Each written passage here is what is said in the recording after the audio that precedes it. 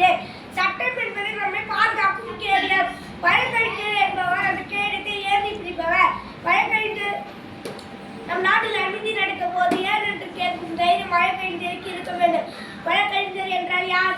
நீதிமன்றத்தில் உண்மை பேசுபவர், தவறு செய்தவர்களை தண்டிக்க சொல்பவர், நல்லவர்களை காப்பாற்றுபவர்.